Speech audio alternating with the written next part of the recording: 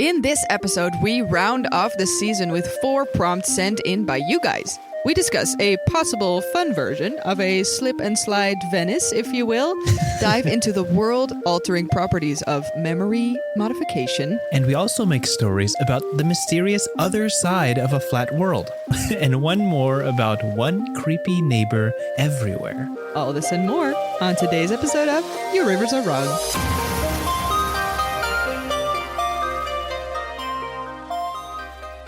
Good morning, everyone, or afternoon, or evening, whenever, wherever you may be. Welcome back to Your Rivers Are Wrong, the podcast. I'm one of your hosts. My name is Merle. And I'm the other host, and my name is Dante. And in this podcast, in case you didn't realize yet, we talk about the wonderful whimsies of world building, the arts and aesthetic of setting up a setting and telling stories born from it. I got that out in one go. I'm so good at this. One try. I'm definitely not chopping that. No, it's got to stay in. We're embracing the mistake. No, maybe we shouldn't even call it mistakes. We're embracing the flaws, the human nature of this podcast today. You know why? Because it is the finale of the season. Finale. Yes. Mm-hmm. We do have a live. No, we don't have a live audience. Should we just like edit in front of a live? I could envision like the people with like holding up boards that say "clap now." It's not how that works. Wherever you're sitting, wherever you are right now, clap for the season finale. Woo! Yes, I think we should all just clap solo, just wherever you are right now, and go clap. Yes, amazing. Great. Thank you so much. I can hear it already. Me too. It's like manifesting, you know. We're at episode 90 of the season, which 90. Is the final one. And traditionally, we are doing a prompt episode. But before we start, I just want to check in. How's your week? How you doing? It's doing great. I started this week with two free days off just because I wanted them. I wanted to take 2 days. I just had a lot of interesting projects that I needed time to complete. They're just tedious enough that I can't finish them in an evening. Yeah. But not so tedious that I can't knock them out if I have just a couple of hours. You know, it's incredible how much you can accomplish when you don't have to leave the house by a certain time. Yes, that makes a lot of sense. That's usually how that works. Yeah. It's like truly exciting. For me, I'm just like, I have all day. Just like the ideas just are flowing in. Me? Yeah. That's insane. That's beautiful. Yeah, exactly. No, I think that's great. One of the projects I undertook this past week is that I got to make a fantasy map of my hometown. Amazing. I'm not going to say exactly what it was. I'm part of a West Marches campaign that I'm a game master for. West Marches are tabletop RPG campaigns that have multiple game masters. So each game master gets to build out different really parts cool. of the world. Super big as well. Yeah. Big pool of people. I got to manifest my hometown as a fantasy place, which was very fun because there's a lot of inside jokes that only I laugh at, but they're funny. They're funny nonetheless. This is why you world build, because you want to you like fuck around with your own knowledge. I think this is the greatest thing. Yes, I approve of all of this. And in fact, I saw the map a second ago because you sent it me. You sent it to me. Yes, English. And it was great. I loved the vibrancy. It was beautiful. You should be very proud. I basically reimagined my hometown if it was taken over by elemental creatures. Nice. And it was very fun. Yes. Very much in my wheelhouse. Definitely is. Yep. Like I told my players, there is no setting I will ever run that I will know better than this place. So it was very, very fun. This sounds beautiful. Did you already play in it or not yet? I did. I already played it. I made it and played it 2 days later. I just chucked people in and I was like, go anywhere and I will know exactly what's there. I know and my shit. Let's go. It was so fun. That sounds great. Yeah. How about you? My week was a little bit chaotic. I'm in the weird in-between space now where I'm sort of almost like holiday mode, but still I'm freelancing. And freelancing is great because it's flexible, and freelance is awful because it's flexible. Like if I have time and not enough deadlines or not enough pressure to do stuff, I just can get distracted and unmotivated so easily, and it's so much worse during the like almost holiday. So I'm sort of scrambling a little bit this week, but you know, we're trying. We're keeping it up. And it's also the fact if it was a project or something that was crazy hard to do or super deadline heavy, it would definitely feel different. But in my head, I always call this kind of loose sand, where it's like, yeah, I know what it is, but I kind of don't have it in my hands yet. You know what I mean? That's a great. So that's a little bit my scatterbrain at the moment. But aside from that, very good. I've been baking a lot. Okay. I have been baking the most amazing banana bread. I didn't know I have this talent, but oh my God, I made it like twice in the past 1.5 weeks already. I feel like I'm going to keep it up because it's too tasty. And it's not even that bad for you. So, there's a lot of benefits to this. So it's true. Yes. Yeah, banana bread is like 100% carbs. There's not too much. Like banana and bread. It's banana, dates, and like it's not even sugar, I think. It's like cinnamon, baking powder. I don't think you need it if you have bananas. Yeah. Well, you know what I realized this past week? What? Because I'm trying to be a little more health conscious. A banana and a slice of potato bread. Do you know what potato bread is? I don't know, but that was a beautiful start of the sentence. It's a tasty bread. And just a slice of that bread and a banana are the same calories, like 95 to 100 calories. So in the morning, I have to make the conscious choice of which one would I rather eat because they're worth just about the same nutrient-wise. And one is like more filling, but one is a little bit sweeter. And it's just like, okay, whatever. Who are we that we suddenly have this kind of conversations? Like, I don't recognize ourselves. Bread? No, well, I mean, we're talking about carbs and baking. Listen, that's the transformation you undergo when you're in season 8 of a podcast. You start talking about banana bread. There needs to be like a development. This is it. This is the development. Great. Have you had that revelation moment where you finish making something? You're an artist. You're an artiste, right? Have you ever had that moment when you finish making something, whether it be banana bread or like a creative project, when you're like, wow, I'm amazing. Look at what I've done. Yeah. Look at this. I had this with both of my banana breads because they were so great. It was beautiful. I felt like, a creator. It's beautiful. Yeah. With art, it's a bit different because it's really dependent on the project. If I'm super proud of something or if the process went super smooth, I'm like, heck yeah, look at me. I'm such a capable human. What the hell? I just made this thing and it didn't exist before. Crazy. That's a great feeling. But also if the project's shit and then you still made a great thing, it doesn't really feel like that, even though it still is equally great as the other thing. But for me, it really is parallel to if I like the feeling that I had during making / with the client or with whatever, Yeah, like I felt that when I made the map this past week. I just nice. I made it, I cooked it, and then I just leaned back and looked at it. I'm like, dang. That's pretty cool. Yeah. In my head, I'm just like, Isn't it the greatest feeling? Yeah. Like, big off the rip. Whoever is making something, just own the fucking pride. It's beautiful. Yeah. It's so good. It's such a good feeling. But yeah, speaking of world building. Yes. We got some work to do, right? We got some work to do. We're so cozy, we forget we're doing a podcast. Also my own fault. But yes, in fact, I already teased it.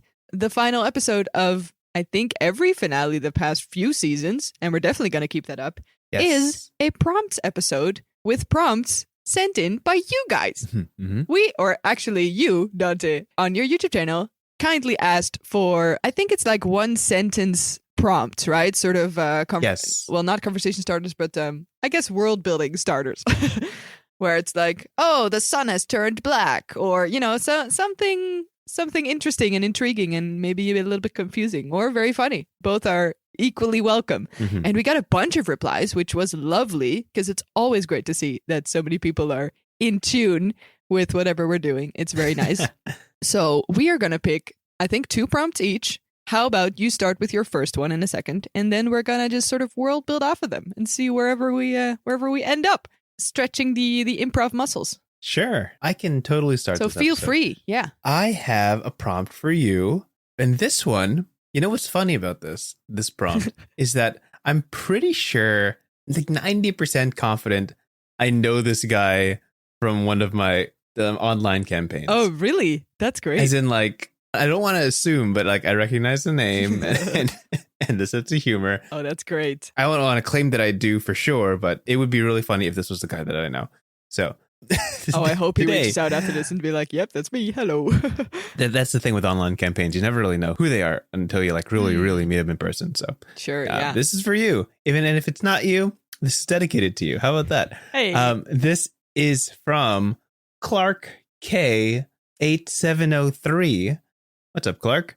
We are going to go with this prompt and just whatever comes off the rip, just let me know how you're feeling about this one.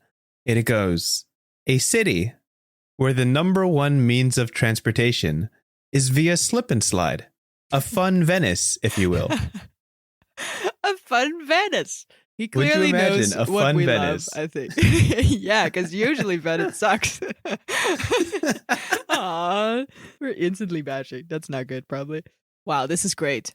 I am totally embracing the fun here. So I feel like we should sort of somehow. Do you know this game for the Nintendo Switch? It's called Moving Out. It's from the same people as Overcooked. Yes, it has the same vibe to me, where it's like everything is impractical, but it's very fun, and things just break, and people just fall out of windows all the time. Which, if you don't know the game, it's maybe a bit random, but that's kind of the vibe.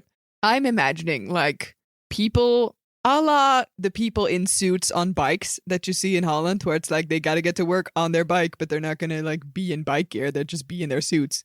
I would say like that. It's just either people caring enough to put on a wetsuit or whatever that is to be able to slip and slide to their work. Okay, I see it. Or they don't care enough, and then it's just going to be, well, you're just going to have to dry out during the day because you just can't be bothered. And I think that says a lot about a person. I think that's where I definitely want to start this. I feel like the gravity is an important thing as well. Sure, yeah. Because slip and sliding has a specific technique, I would say. I'm envisioning, because if you want to specifically reach a destination, right? If it's up a hill, it's going to be a lot of effort. If you can't walk, do you need like a giant sort of, I don't know the word in English, but like a sort of where you run up to it so that you have enough speed? Do you need a sort of catapult system?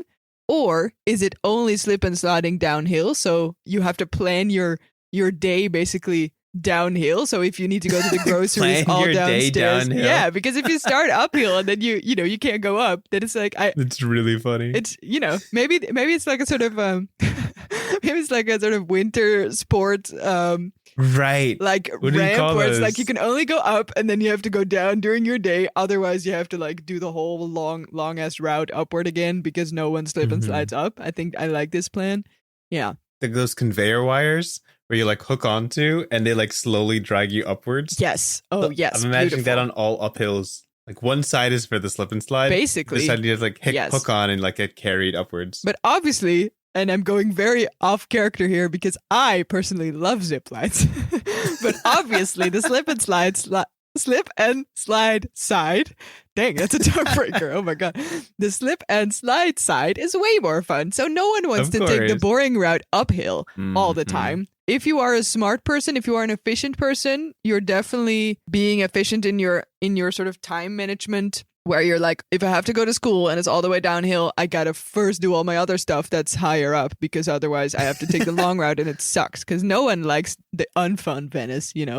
We gotta make it as fun and efficient as possible. Fun Venice. So we're only slip and sliding until it's absolutely necessary to take the uphill route.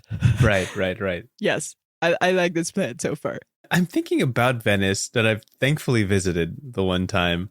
And oh yeah, that's right. I don't think it's very hilly. It's kind of like a flat city. I mean, I have to say, I do forget slip and slides don't always have to go downhill, of course. You can also do like the long ones where you just take a long run and then you just long blue tarps is what I'm imagining. Yeah, for sure. Do you think this is like a very professional happening? Is this like an infrastructure, or is it just people putting up tarps everywhere? No, I think it's very professional. I would love a city where this is just very commonplace and nobody thinks this is weird. This is basically the streets. Yeah, it's very convenient actually. This is how they would handle it. And I think there would be like people who have like not designer, but like specially designed pants with extra slide. Nice. So like there's like a not a lubricant, but like a quality to the pants that makes it very easy to slide on these tarps for very long distances. For sure. It's like people with really nice rollerblades is what I'm running here. Yes. I'm also thinking if it rains, the whole city is full of soap, right? Soap bubbles. I think it's like the whole streets are like filled with this stuff. So can you go anywhere? Is it like worth it to go anywhere? Do you have like soap days where you just have to take a day off because it's just so soapy everywhere? As you said that, you just cracked up. It just sounds so stupid. Yeah. No, I mean, it's a problem. No, it's a problem, right? It's a problem. Yeah. No, that's How do you go foundational to anywhere society. when it's like, 1.5 meters full of soapiness? 1.5 meters? Yeah, it's like when it has snowed, If every street is full of soap, usually, because that's what you need for the usual slip and slide. I love it. I have a visual where there's like trucks that clear out the soap. Yes. But they only exist to clear out soap. Nobody uses them for transportation. No. They don't even think about it. No. Who needs trucks for transportation? That makes no sense. No, they're just for the soap. Yes. And there's like historical documents that are like, in this town, in this settlement, whenever it rained, soap rises from the groundstone. Yeah, right? It's like some mythic type of shit. Yeah, that's foundational. If travelers or adventurers from beyond, in case we're in a fantasy world, I don't know, I don't really care. If strangers come into the city and they don't know about the soap yet, and then one day it rains and the whole sort of literally the street level rises, as if it's. As I'm making giant hand motions. I think it's very epic. It's very mythical. I think this is like a place of wonder and perhaps horror.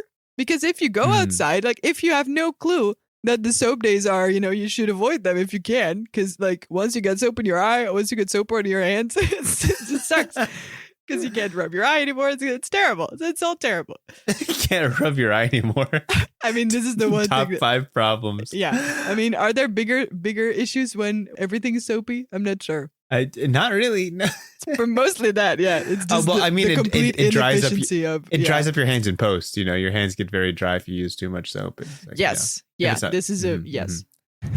So dry skin and itchy eyes are 2 of the biggest problems in the city. Yeah. I love imagining streets of Venice, all these alleyways and stuff, but every single one of them has this blue tarp. Yeah. It's definitely the terrible color as well. Yeah. And whenever it soaps, because soaping is weather now. Yeah, it's a verb. These tarps rise up a little bit off the ground. They're like elevated, and people are just surfing across them. They're just like, these blue tarps are, I guess, put into place to take advantage of the soap and traverse it without having to swim. Interesting. Through it, okay, we're developing here. Yeah. I love the vision. Yeah. I can see this work. Yeah, I love settings with such a ridiculous conceit that everybody takes entirely seriously. That's one of my favorite things. I mean, you gotta own it, right? Like, there's no way that you can have a slip and slide city and be like too cool to use. That's you can't ironically be in the city now. You have to embrace the ridicule of it. Yes. And also, it is a very fun Venice. I want to slip and slide to my work every day. That's great. That is a fun Venice. Quote unquote, if you will, a fun Venice. If you will, yeah. Let's specify that part, yeah. Beautiful. Yeah. Anything else to add here? I feel like that's pretty full, like well-rounded picture we painted here. Thank you, Clark, for sending in that prompt. Beautiful. I really appreciate it. Very, very wonderful. Thank you, Clark. All right. Okay. Passing the mic to you. Yeah. Okay, let me see. I like this one from maybe a German or just a name that sounds a bit like that. I'm not sure. Okay. But this one was sent in by Kleber Mensch and March and, excuse me, I probably butchered that. Here's the prompt. The world is flat. There's another side with a lot of resources. Now, how to get there? Oh. The world is flat. There's another side with a lot of resources. Now, how to get there? Yeah. It's a quest. I love the idea that everybody just kind of knows. The other side has a lot of reasons. But like, to exist on one side is to not know anything about the other. Oh. So in my head, obviously no satellites, right?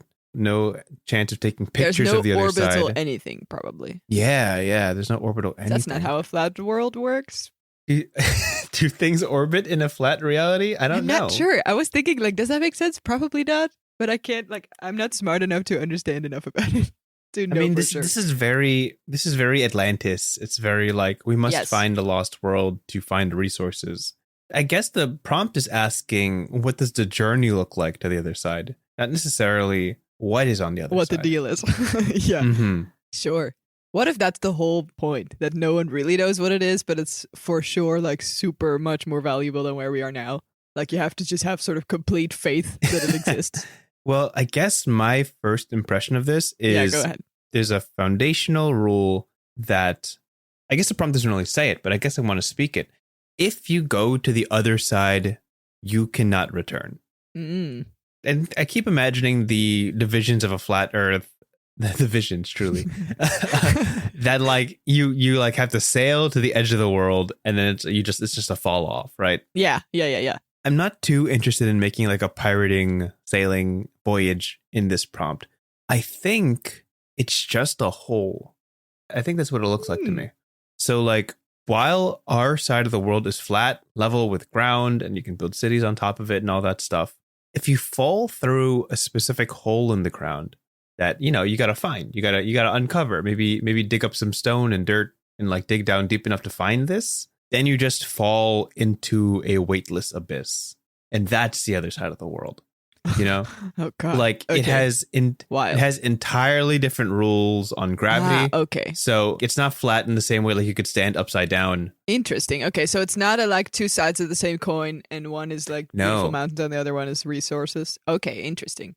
I think the better comparison to this would be like a water bottle. You stand on the top, and it's a flat surface. Yeah, but if you somehow get through that upper crust, you just fall into this other space. World. Yeah. Oh, that's very cool. That's way cooler. Where you're from is flat, but the world beneath it or on the other side of it is not.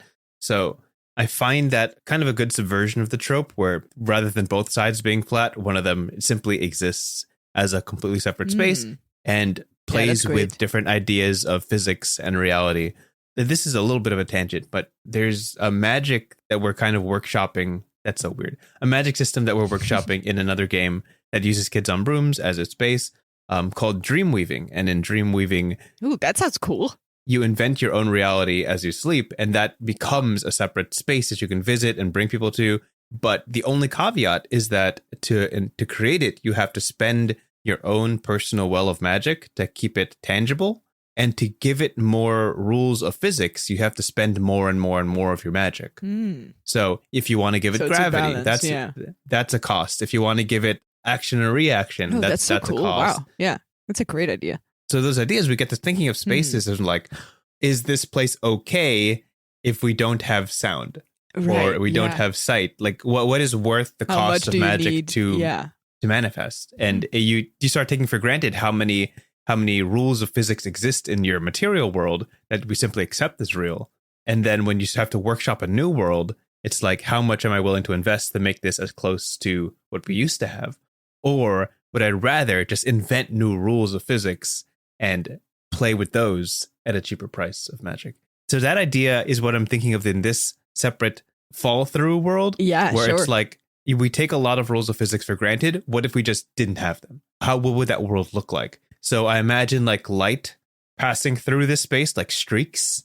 And instead of like being this thing that develops radially and spreading outwards, it's simply a tunnel or a column that has light and everything around it is dark.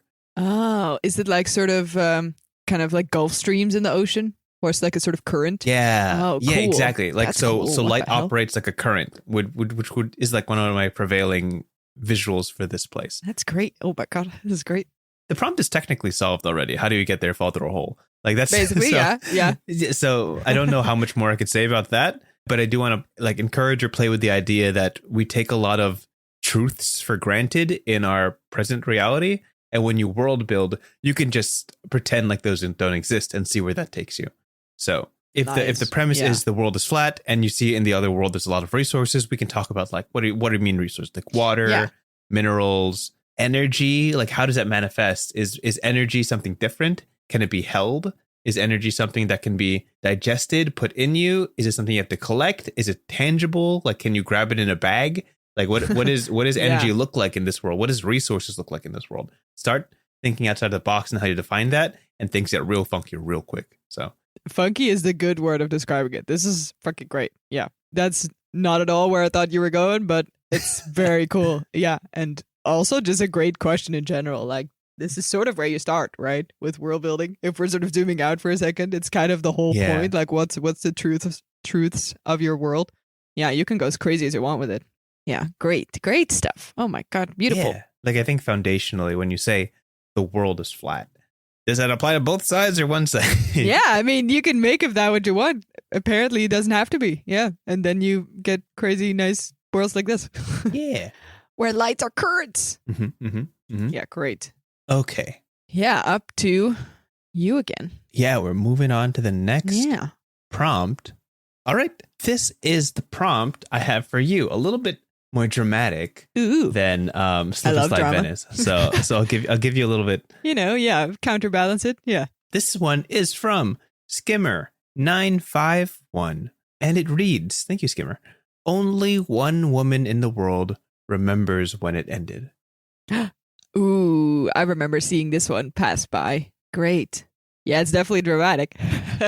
Only one woman remembers when it ended. Yes. When it ended. The phrasing is interesting, right? Because there's a lot of like mystique to the referencing. Mm-hmm. Sit on that. Sit on that. Instantly, my brain is like, the remembering is kind of important, right? Because if only one person remembers a significant event or a big whatever, war or a catastrophe, natural disaster, whatever, if only one person remembers it, either everyone else is dead, which could be a choice. It's a very depressing choice, but could be a choice. Or it's like a sort of modify memory kind of situation, right? Where everyone else is oblivious somehow or has been, magicked ignorant. And she's the only one that does. And then why is she the one that does? Probably because she did it. Because if one person is able to do the modifier memory, which is, by the way, a spell in D&D that literally modifies your memory. That's why I have the specific term in my brain. Sure. But if she's the only person remembering, if this is by a force of evil or by a sort of purposeful someone or something wanted everyone to forget, at least that one someone is not going to be the one who forgets, probably. Yeah. Because they have to do it. Or they have to do it to themselves, which makes things very complicated. But so I don't think I want to go there. But it sounds like she's the evil wizard, Mm-hmm. But then it's also got, like, emotionally, it's also beautiful because then it's got to be so lonely if you're the only one remembering the freaking end of the world and everyone else is just doing their business. Yeah, yeah. And also, it's a very big problem. I'm just keeping, I keep making new bridges that I can't answer yet. If it's the end of the world, why is everyone still here? Is it kind of like something world breaking that is not like the death of everyone, but just like changed the whole sort of makeup of the planet or the makeup of the world, Is it a systematic thing where, I don't know, it's just a giant kaiju, season finale where things shattered and cities broke and, things had to be rebuilt. And for some reason, no one remembers why we're in this ruin of a world. Right. I like how I phrased that. That's kind of nice. I think there's a lot of situations where the direction you could go is the woman didn't do it, right? She just kind of bore witness to, I don't know, the gods doing something That's apocalyptic. True, actually. Yeah, can and be then for taking good, it back in a way. Yeah, and for some reason she was one of the only people who didn't have her memories wiped by this deitic moment. Yeah, or she was so affected by it and she was the most powerful person on the planet that was able to do it or had access to this strange new memory altering science or magic or whatever you want to call it. And she didn't want anyone else to have PTSD as much as she had. Or it would be easier a world to live in for her if no one, reminded her of this. I don't know. That's true. This is an interesting thing. I'll toss you a question within a prompt. Sure. If you were some all-powerful witch, right? And you witnessed the end of the world. Hypothetically, if you were an all-powerful witch, I'm not saying you aren't. I'm just saying that if you happen, if you happen to understand, no comment, and no comment, thank you. And you destroyed the world and repaired it and erased everybody's memories. Would it be easier on your heart if you forgot it as well? And if you could erase your own memory, would you do it? Or would it be like the weight of the sin of the act is something worth keeping? Well, morally, yes, it is worth keeping. But if you are literally altering everyone's memory, how moral are you, really? If it's an escape mechanism, which it sounds like it is, I don't want to deal with the literal fact that I caused the end of the world for some reason. The guilt, yeah. The guilt, yeah, that's literally the word. Then, yeah, definitely. definitely I should wipe my own memory because that's making it easier for everyone and I can just live a carefree life instead of dealing with the giant cataclysmic truth of my, uncapability. Now, the caveat of that, and the reason why you might want to keep that memory is you might do it again if you've forgotten, right? Or if I memory wipe myself, do I remember how to memory wipe? Do I remember that I can do that / that I have like that. This?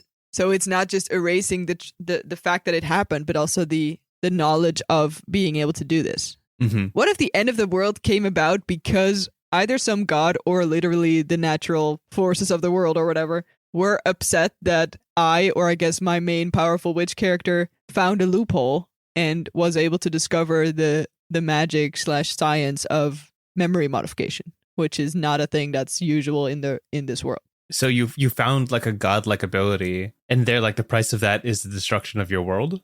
Is that where we're going?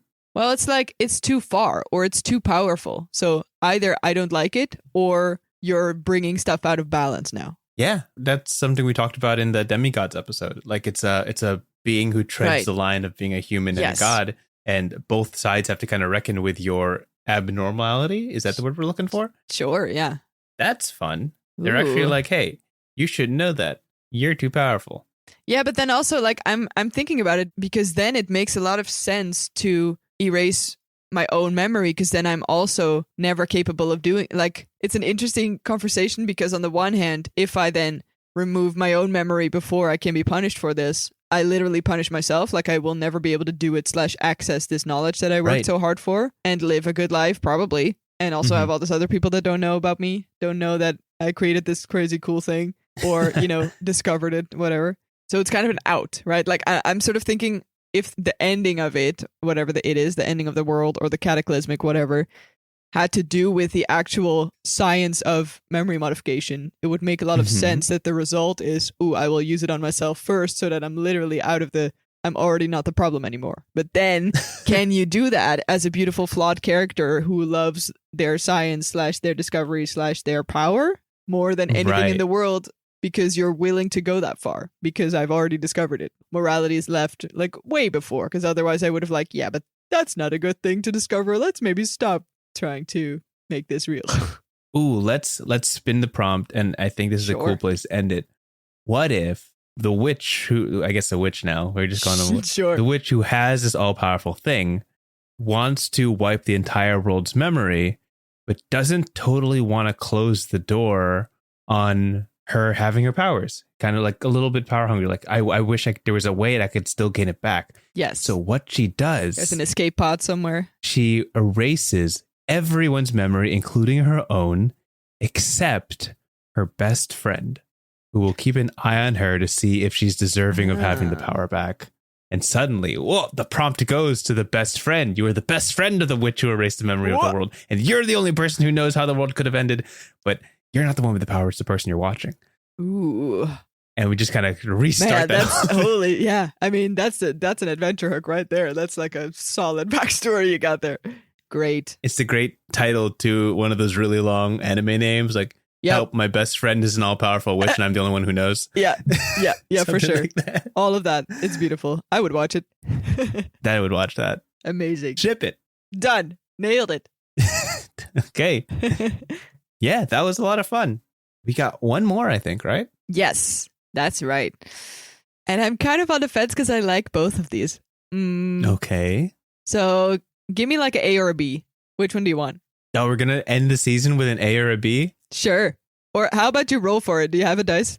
I have a D2, which is a coin. Sure. I'll take it. Okay. I was going to say, pick the one you think I'd have more fun with. But well, I like both of them. So. All right. I'm going to flip the coin and you call heads or tails. Yes. Heads. Wait, what does that mean? Oh, what?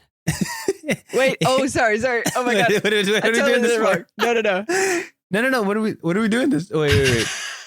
Heads is. Shall we not flip a coin? You know what? I don't need you to tell me heads or tails. Heads is prompt one. I did it and then I was like, that doesn't make sense. Yeah. I just felt right. Heads is the first one on my list. Tails is the second one on my list. What did you got? Okay. Oh my God. We're in too deep. You would think we were good. We were better at this. It is a state quarter, which means the tails is not a bald eagle, but it is tails. Okay. Oh my God, we got there. Thank goodness. Okay, here we go. Get ready for the final prompt of the final episode of this season. Yes. It is sent in by the lovely Joshua Walsh, 3255. Thank you so much, Joshua. And it goes as follows. Every street in every town has a new house occupied by the same kindly old man. Oh, no. I saw this one. I thought about this one. I'm just like, oh, what a cursed concept. Yeah. I'm not against one dude living in every town. Every street in every town has a new house. New house. All at the same time. How would someone even realize this? I mean, how magic are we talking, right? I feel like this has to be more of a folk horror scenario where the main character cannot escape this old man. That right? Instantly turned so dark. Yeah, I like it. That's the feeling I had, because if everyone knew that the same kindly old man lived in every street in every town, that would be worldwide news right away, right? Yeah. It would be so quick. Basically. It'd be like old man everywhere would be the headline or something like that, right? That would be a worldwide problem, and the CIA would be called in, and that would not. Yep. That's not the story I'm looking for. What I am looking for is just one guy who has to reckon with this old man, and nobody believes him. That like whatever town he moves to, whatever street he moves to, it's the same old man who just kind of watches him from the fence, like as he passes by from work, and he's just always there. And the old man always pretends like this is the first time they're meeting. And it's really in the main character's head being like, I just moved from Pleasantville to Newbury, and I could have sworn this guy was there too. At first, it's nothing, right? That's how it always starts. At first, it's nothing. Yeah, it's just like, a deja vu or whatever. Yeah, like he doesn't even talk to the old man. He has a job where he's forced to move around a lot. He probably does some sort of advertising for a company, and he's always sent to hotels and temporary residences, and like wherever he goes, he's this familiar old man in a burgundy vest, these weathered slacks, and sometimes he's mowing the lawn, but usually he's just kind of people watching from his fence. He's got a house that is not always the same. Sometimes it's different. Right. Sometimes he'll run into the old man in one of the apartments, in the hallway of the apartments, or he'll see him coming home with a bag of groceries from the supermarket. It's always the same old man. After the fourth time in a year where he's gone to a fourth city, he's advertised for this agency in a fourth time, and sees this old man for the fourth time, he's like, I must be going crazy. And for the first time and the fourth time, he says, hey, do I know you? Who are you? Have we met? Yeah. And the old man says, no, I don't think you know me. Nice to meet you. For the first time. Introduces himself as Davy. Davy the old man. Surname old man. Yes. Davy Old Man. Middle name old, last name man. It's a family name. And main character thinks nothing of it. Has to do a quick 3-week stint in Oregon. Finds himself in a hotel. And, on his way past the swimming pool in the hotel, he just sees Davy sitting poolside. And he's like, he goes into the pool area, fully clothed. People yell at him. And he's like, Davy. And the old man looks at him, turns his head, smiles with the same smile, and says, have we met? I think we're meeting for the first time. Ugh. My name is Larry. And it's his name is Larry now? Oh, okay. Interesting. Must have gotten confused. 6th town, 7th town, 8th town, same old guy, same proximity. Always doesn't know. Yep. Always says, I think we're meeting for the first time. Getting gaslit. Not sure what's going on. 10th town, 11th town. Davy's getting closer. Sometimes he's just next door. Sometimes he's across the street. Sometimes he's 2 rooms down. Who is this old man? 15th time, 16th time. Calls him out. I know who you are, Davy. I see you. Why are you following me? Yep. I'm sorry, sir. I think this is the first time we're meeting. It's nice to meet you. Spooky. Unreal. Police don't believe him. FBI don't believe him. Yep. There's no records on this guy. Can't find him online. He has no Facebook profile. Strange. Unusual. 19th time. 20th time. he goes to a hostel, and just one bed over is that same old man. No other beds are taken. It's just them two. Main character can't sleep. He looks over his bed. Davy, Larry, whoever he is, quickly turns over. Was he looking? Not sure. Can't tell. He leaves the hostel middle of the night. He catches a plane, doesn't tell anybody where he's headed, doesn't tell the agency, disappears to an island. He's got to take a break. He's on vacation, doesn't tell anywhere where he's going. He sits down on the beach, pulls out a lawn chair, grabs a drink, sits down, sunglasses on. A little ice cream cart rolls up next to him. Hello, young man. Would you like some ice cream? Main character turns, sees Davy, visor on, skin tanned. No! Here as well. The plot thickens. And then the main character goes crazy. Something along those lines. Hallucination, ends up in bed. I'm sorry, sir, your father died 5 years ago. Something along those lines.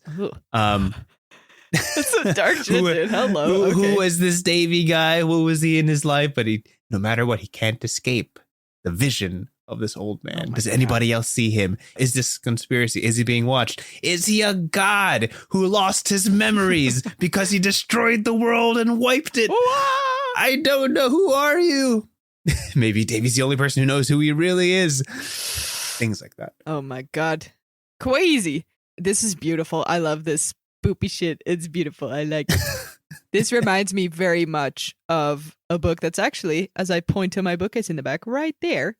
Wow, I can see it. Yeah. Just imagine you guys. It's called Through the Woods by Emily Carroll, and it's beautiful and dark and gothic and very like ominous fairy tale-y, where you're like, should I be worried? Probably. Because this is not normal. But somehow it feels like I shouldn't be, but I'm definitely worried. Very, very beautiful vibes. Great ending. Thank you. Well, I mean, I feel like my ending, I kind of just crash landed onto the ground. Oh, I mean, called it. Yes, but also somehow it fits to this kind of story, right? I feel like the best of these stories are kind of the ones where you're ending up just not even sure yourself, and you're like, is the story real now? Because now I'm worried in real life. Yeah, just tapping into that unease. I think that's what it was. It's like, is this a problem? Slowly becomes, this is a problem. Yeah, it's definitely a problem. You should definitely worry about it because it's sick. Check that out. Yeah, check in on that. Yes. Amazing. All right. Oh, and with that, we're at the end. We're at the end of our prompt episode, our finale of the season. Oh, incredible. We made it. We're still here. I think. What a journey. That's worth a little applause. Cue applause. If you're still here, live audience, do it now. This is the closest we're going to get to a live audience for this podcast, wherever you're sitting in the world. Well, in fact, we do have a live audience of each other. I think that counts. Does that count? That's true. Can you be audience and host? I think we can. You know what? I think we can multitask. We can be each other's audience. Yeah, absolutely. That's very beautiful. Maybe. I'm not sure. Listener, you're also here. And if you're here, you know what? Wherever you're sitting, just do one clap. Just one clap to yourself. And you know what? Collectively, we'll just count up how many people watched this episode, and we'll be like, look, that's a good amount of people clapping right now. Yes, for sure. I like that this is our form of measurement of our success. I think that's very reliable source of number of claps. Data. Yeah, for sure. In the world at this time. After we've recorded it. And with that, I feel like it's better to maybe just end the season before we spiral out of control. You just gotta end the season. Yeah. Quick before we lose ourselves. Yes. Thank you so much for listening from the bottom of our heart. Despite our quirkiness of this episode, we truly are very humbled, and it's absolutely amazing. Thank you so much for sending in all of those beautiful prompts. We love reading them, and even though we can only pick, I think, 4 at a time, which is very limited for all the beauty you send in. We appreciate every single one. If you have any prompts that you want to save up, either share with us for the upcoming season, for any future references, prompts we will ask of you, please feel free to send them in. We have a Gmail, which is yourriversarewrong@gmail.com. Find us there. We love to get in touch. because we love hearing about you guys and hearing about your world building. And with that, there's this final thing we would like to share with you, which is that... Oh, what's that? Your rivers are wrong?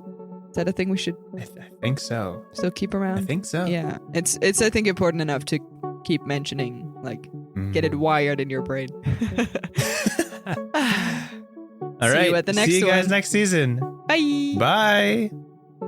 Thanks for listening to this episode of Your Rivers Are Wrong. If you have any thoughts for topics, prompts, or if you just want to share your thoughts, you can reach us at yourriversarewrong@gmail.com. That's yourriversarewrong@gmail.com. Big thank you goes to Martin Skelligans for our intro and outro music. And most importantly, thank you for listening. We hope to catch you at our next episode. Have a good one.